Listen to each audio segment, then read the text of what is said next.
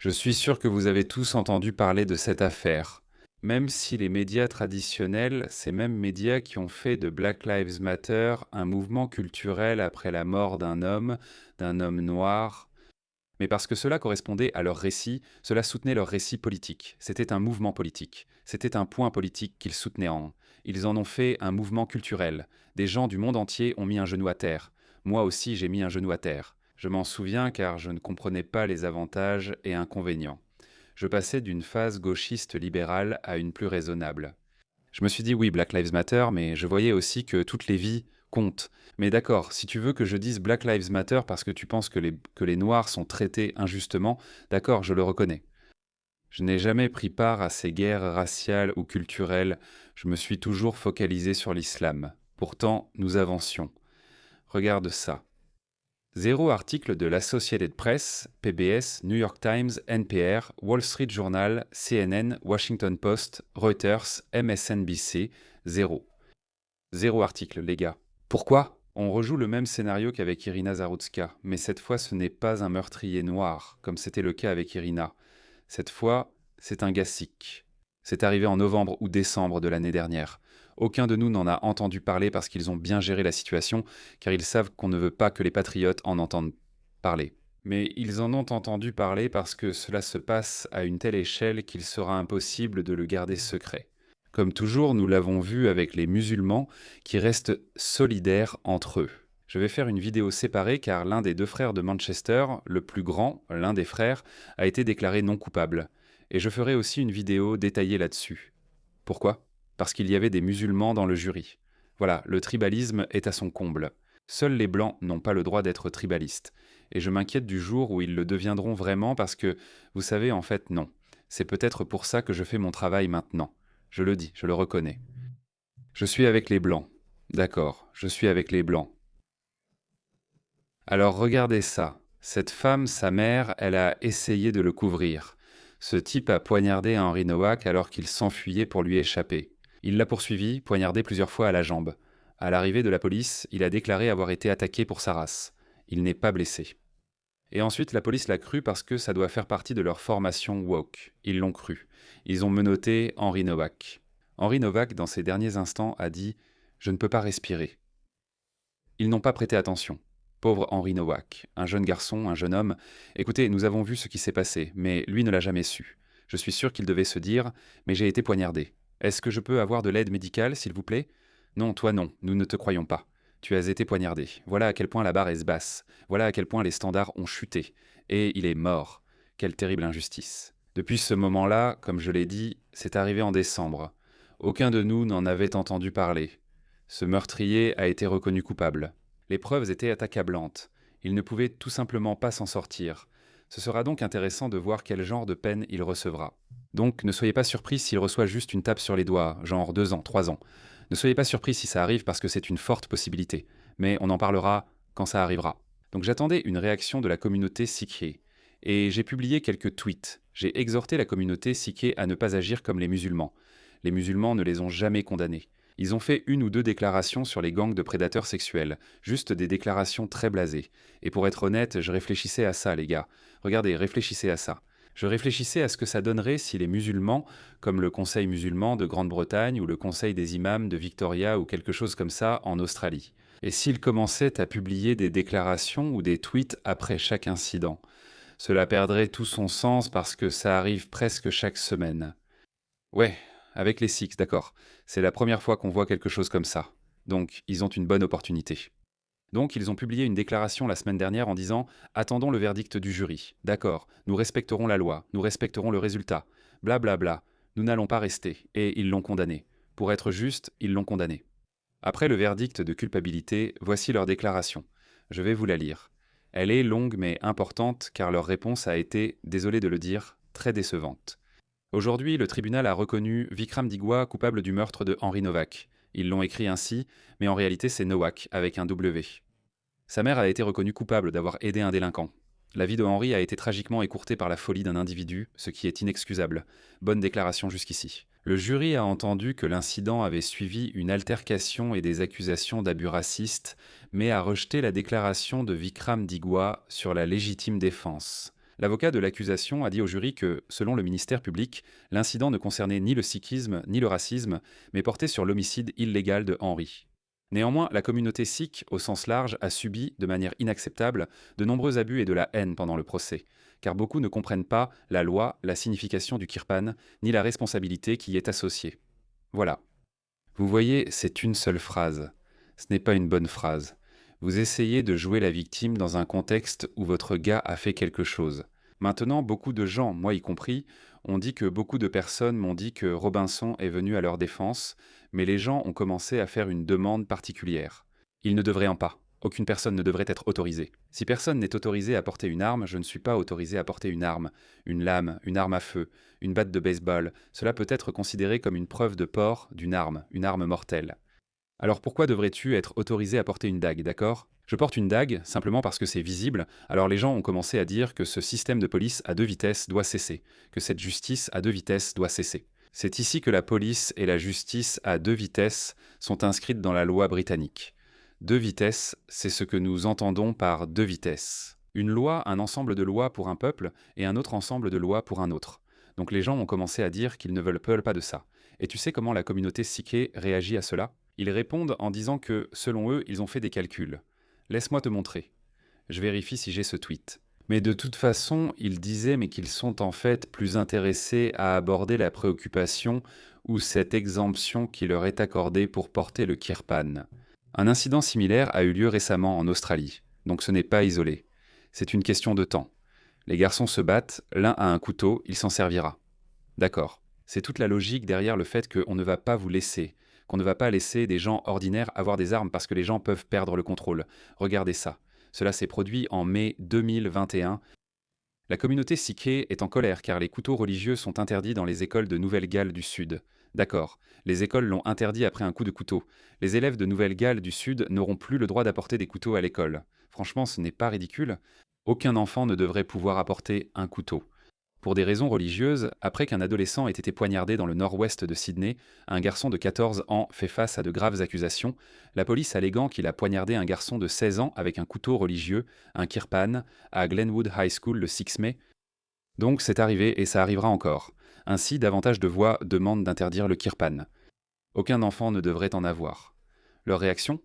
Ils disent qu'il est plus probable d'être frappé par la foudre que poignardé par un sikh portant un kirpan. Mais ce n'est pas notre question. Nous parlons. Donc les patriotes et tout le monde, moi y compris, disaient pas d'exemption spéciale.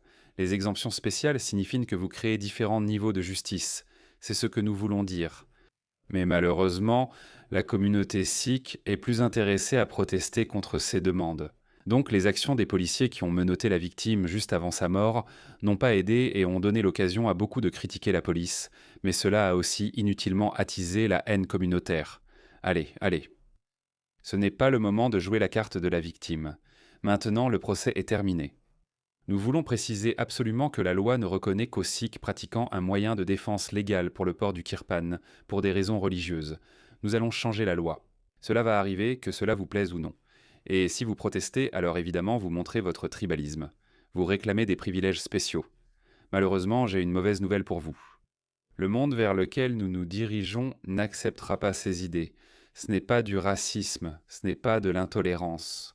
J'ai en fait un autre angle très intéressant à te proposer. Si un kirpan ou un objet tranchant est utilisé de manière agressive lors d'un acte de violence, la défense prévue par la loi pour un kirpan ne s'applique pas et il est considéré comme une arme offensive. Nous comprenons que l'arme qui aurait pu être utilisée n'était pas le kirpan habituellement porté par les sikhs pratiquants. Cette nuance est essentielle et peut ne pas avoir été comprise ou expliquée aux témoins de cette affaire. C'était un incident isolé. La communauté sikhée œuvre pour une meilleure compréhension et à ce que des leçons en soient en tirées. Les sikhs pratiquants qui portent un kirpan doivent rester conscients de leurs responsabilités. Nous veillerons à ce qu'il soit bien compris que toute personne possédant simplement une arme avec l'intention de l'utiliser pour commettre des violences illégales encourt une peine maximale pouvant aller jusqu'à 7 ans à la suite du crime récent, bla bla bla. D'accord? Voilà comment ils ont répondu. Cela aurait dû être une lettre très courte présentant des excuses, car si vous demandez un privilège communautaire pour toute votre communauté, alors vous devriez répondre aux conséquences de l'abus de ce privilège en tant que communauté. Ne dites pas que c'est seulement le fait d'un individu. Lorsqu'une personne agit, c'est un acte individuel, mais vous réclamez un privilège pour toute votre communauté. Comment le saurons-nous? Comme je l'ai dit, cela s'est déjà produit en Australie. Certes, ce n'est pas aussi fréquent que les musulmans criant Allah Akbar, ce qui arrive toutes les 2 semaines, mais le point est très simple. Pas de privilège spécial pour personne. Khalid a soulevé un bon point. Si les Sikhs obtiennent une exemption pour porter un couteau, alors les hommes en transition vers des femmes devraient obtenir une exemption pour accéder aux espaces et sports réservés aux femmes. Suivez-moi, allez, suivez-moi. Si les Sikhs obtiennent une exemption pour porter un couteau, alors les musulmans devraient obtenir une exemption pour pratiquer la polygamie ou la bigamie. Si les Sikhs obtiennent une exemption pour porter un couteau, alors les Juifs devraient obtenir une exemption pour diriger des écoles qui offrent presque aucune éducation laïque où les enfants n'apprendraient que le judaïsme. Oui, ça ne devrait pas être comme ça. Ça ne devrait pas être comme ça. Vous voyez? Comment avez-vous créé ces différents niveaux? Je suis sûr qu'il y a des écoles juives qui font exactement cela. Je sais que des écoles islamiques le font aussi. Ici même, nous en avons une à Epping, à Melbourne. C'est horrible. Une famille pakistanaise arrivée du Pakistan a déclaré vouloir inscrire ses enfants dans une école islamique car ils étaient inquiets. J'ai demandé: pourquoi déménager en Occident si vous craignez que vos enfants reçoivent toute la même éducation que les Australiens? Ils sont donc allés dans cette école à Epping, puis l'ont quittée aussitôt. Ils se sont dit: mon Dieu, ce sont des talibans. On ne veut pas que nos enfants y aillent, donc ils vont maintenant dans une école australienne classique. Si les Sikhs obtiennent une exemption pour porter un couteau, les athées devraient aussi avoir une exemption. Obtenir une exemption pour utiliser des psychédéliques selon vos convictions philosophiques sincères. Je pense que c'est déjà possible. Dès lors, il n'y a plus de raison d'avoir des lois censées s'appliquer à tous. On laisse chaque communauté choisir. Oui, ça marchait quand les gens étaient en isolé. Tu peux avoir un peu de kirpan sur ta petite île sikh, mais tu dois partager cette île avec nous, avec le reste d'entre nous. Donc on ne va pas tolérer ça. Regarde ça. Ce sikh a eu 830 000 vues et seulement 300 likes. Voilà à quel point il est en colère, et il en a supprimé un autre aussi. Il affirme que le port du kirpan pour un sikh baptisé est non négociable et inenvisageable d'y renoncer. J'ai répondu: eh bien, alors tu repars, et toi aussi tu rentreras chez toi. Alors l'époque des privilèges spéciaux est terminée. Ça n'arrivera plus. Robert Janwick dit: désolé, ce n'est pas suffisant. Nous devons voir les images des caméras piétons. En fait, nous voulons voir les images. Donc, les policiers impliqués ont fait une déclaration. Ils disent: nous sommes désolés d'avoir traité la victime poignardée de raciste alors qu'elle était en train de mourir. On raconte que les policiers ont menotté des adolescents alors qu'ils se vidaient de son sang, ayant cru aux mensonges des agresseurs. Que s'est-il donc passé? Je crois que 3 policières présentes sur les lieux ont quitté la police. Et l'un des policiers masculins fait l'objet d'une enquête. Il a apparemment ri, mais les images de la caméra piéton n'ont pas été publiées.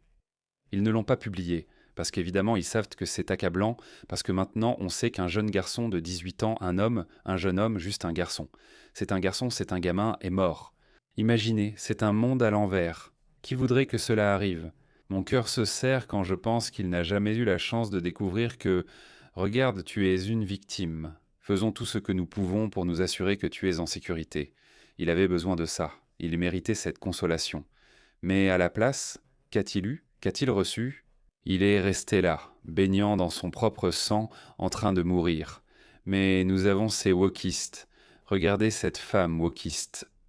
Les Sikhs de West Brom, Sandwell et d'ailleurs ont beaucoup contribué à construire notre pays ces 70 dernières années. Même s'ils représentent moins de 0,5%, je les félicite pour leur réussite.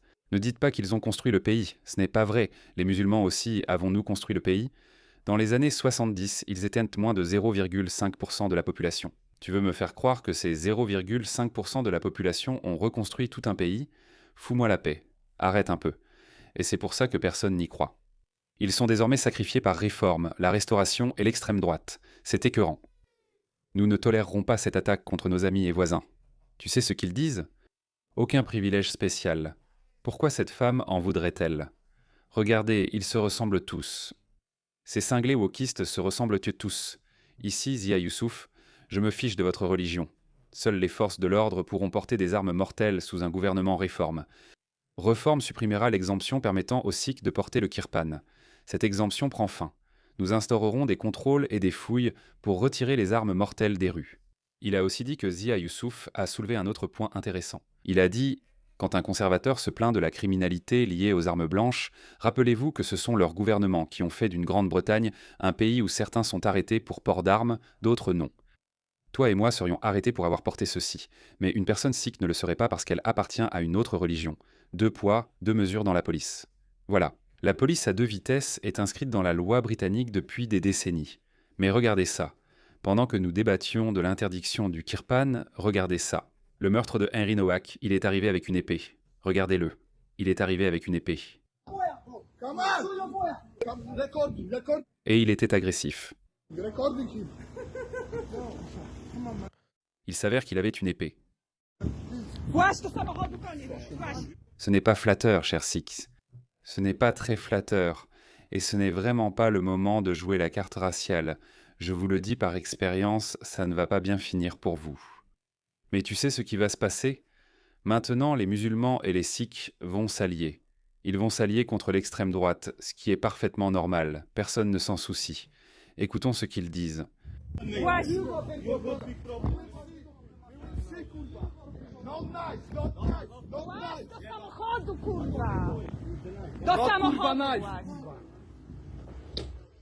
Les gens sont en colère.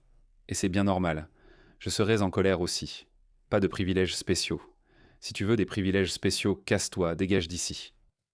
C'est très simple, les gars. On n'a pas à s'excuser. Je me fiche de qui tu es. Si un Japonais se pointe et dit que c'est dans sa culture de porter un sabre de samouraï, désolé. J'adore le Japon, mais tu fais ça au Japon. Pas ici. Il y a eu un autre tweet viral d'un Sikh qu'il a depuis supprimé. Je crois qu'il se plaignait du racisme. J'ai expliqué que les appels aux expulsions massives augmentent. Sikh, ne faites pas comme les musulmans. Sinon, les appels à votre expulsion massive vont aussi augmenter. Mais tout le monde est tribal par nature. Je pense que demander aux gens d'aller à contre-courant, d'aller contre leur tribu, c'est une tâche impossible. Les gens n'en sont pas capables. Je ne l'aurais pas fait sans être devenu ex-musulman. Je ne pense pas, mais je ne sais pas. Je ne veux pas dire que je suis spécial. Peut-être que je le suis, mais non. Je ne pense pas être si spécial parce que j'ai continué à soutenir l'équipe de cricket pakistanaise jusqu'en 2021. Même en soutenant l'Australie, je ne pouvais plus retourner au Pakistan à cause de mes propos sur l'islam. Mais une part de moi soutenait toujours l'équipe pakistanaise de cricket. Je me demandais pourquoi. Puis en 2021, il s'est passé quelque chose. Ils se moquaient. Les Pakistanais se moquaient de l'Australie et de l'Angleterre qui refusaient d'aller au Pakistan pour des raisons de sécurité. Je leur disais de se calmer. Vos pays sont des taudis du tiers-monde. Vous voulez que les joueurs de cricket australiens et anglais risquent leur vie juste pour vous faire plaisir et vous donner l'impression d'être en sécurité. Vous n'êtes pas en sécurité. Ils se moquaient des joueurs de cricket australiens et anglais. J'étais là, tu sais quoi ?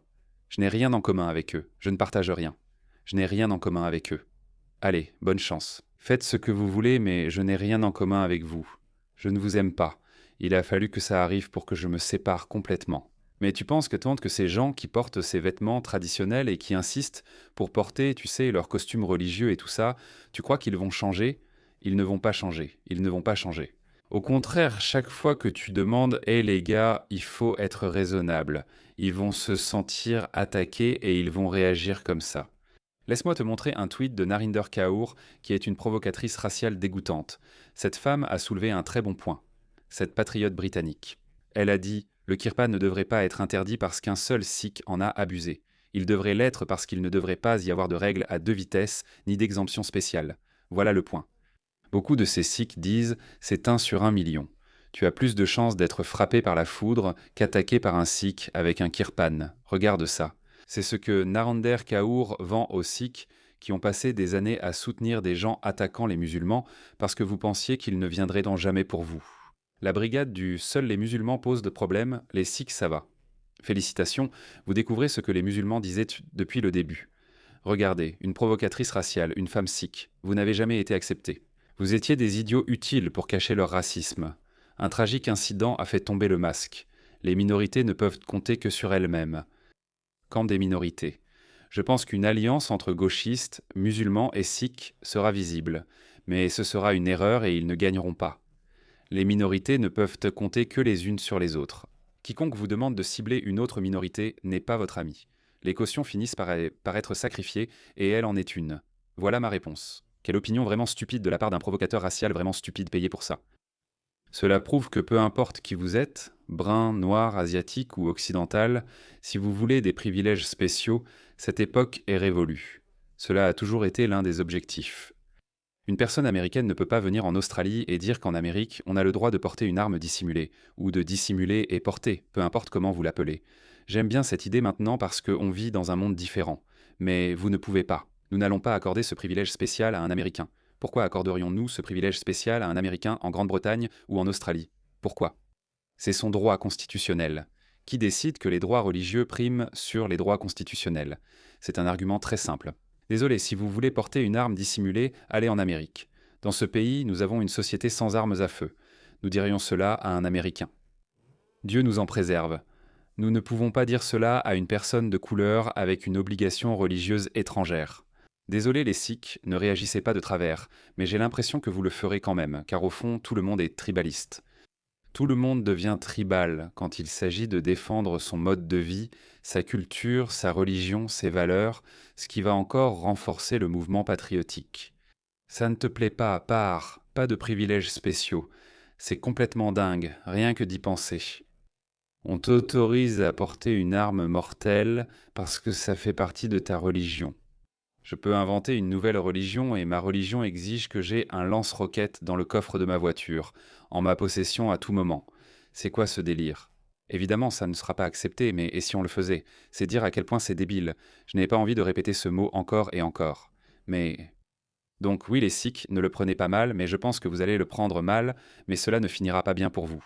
Il faut supprimer les privilèges spéciaux, peu importe pour qui.